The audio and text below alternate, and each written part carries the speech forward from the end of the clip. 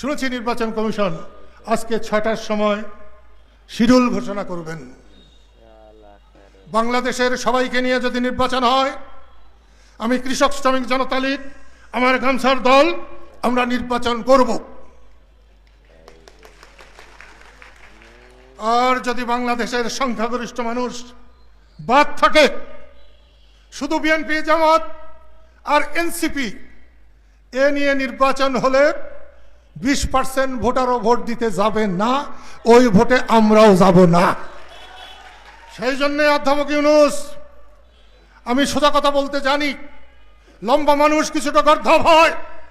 আমি কিন্তু বলেছি, আমি আপনাকে চিনতে পারি নাই, আমার আগে আপনাকে হাসিনা চিনেছে, দেশের মানুষ চিনেছে।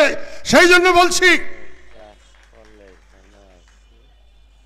কারো ক্ষমতা চিরকালের নয়। হাসিনাকেও বারবার বলেছি, শুনেন নাই উনি।